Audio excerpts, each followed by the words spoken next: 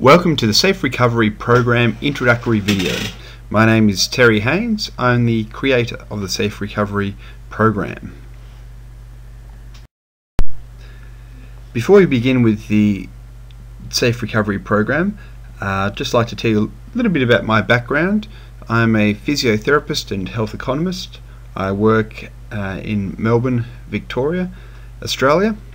I work for Monash University and Monash Health, which is a large network of hospitals and rehabilitation facilities in the southeast suburbs of Melbourne.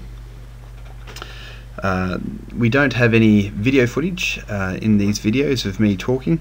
I haven't figured out how to do that yet, to be honest, but just to give you a sample of what I look like, here's a recent photo. It's a little bit inaccurate. This is a more accurate photo. Yes, I do have a beard.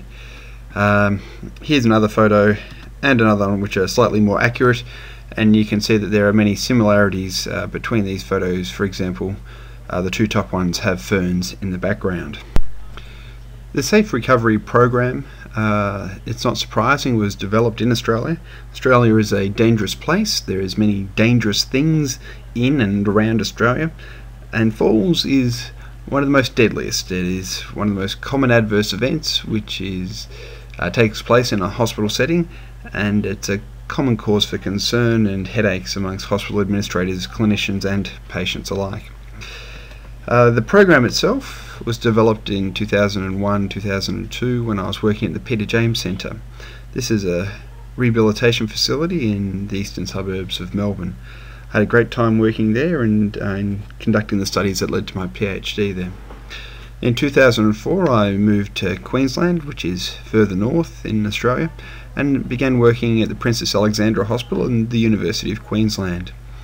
It's there that I conducted the first large trial of the Safe Recovery Program in isolation as a part from a multifactorial program, and that trial was also conducted at Swan Districts Hospital in Western Australia.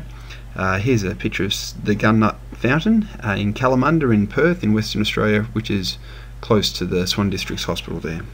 Great place to visit if you ever.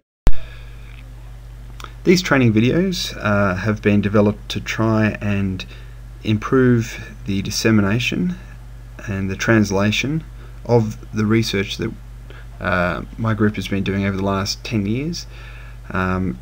That translation to practice. I've tried many different ways of educating people as to how to provide the Safe Recovery Program in the past.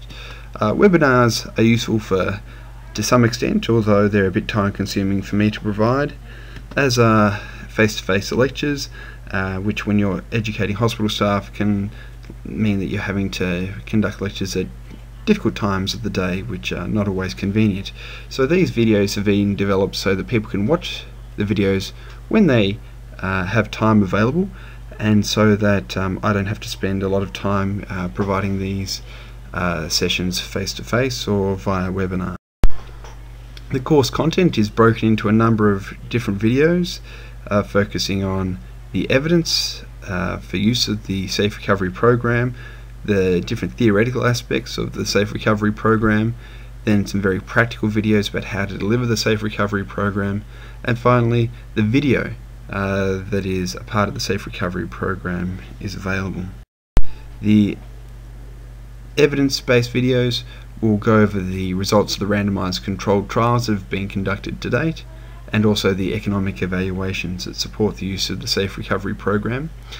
They will also look at research that's been conducted that supports the notion that we should be focusing on risk taking and not so much risk factors to try and prevent falls in the hospital setting.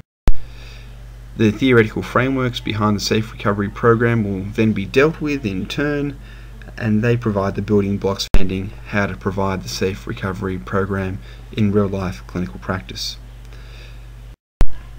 The Safe Recovery video is an abbreviated version from the version that was used in the trial published in 2011. It was also used in the trial published most recently in 2015 in The Lancet. The only difference is that trial-related information about how to use the digital video disc monitor and the portable DVD player has been removed from this video. So apart from that, it's pretty much all the same, all there. Now there's also a workbook. An A4 size workbook can be printed out. I don't print these off anymore. It can be downloaded as a PDF file, and pretty much it contains nearly word for word the same information is in the video. So just go to www.med.monash.edu.au/physio/staff/haines.html. If you're desperate for advice or for some consultation about falls prevention, my email address terence.haines@monash.edu is there. However, please make sure you've viewed all the video material first, because a lot of the questions you may have will be answered in subsequent videos. I do conduct a lot of research on the side, so that keeps me very busy, so I can be a bit tardy with responding to emails from time to time.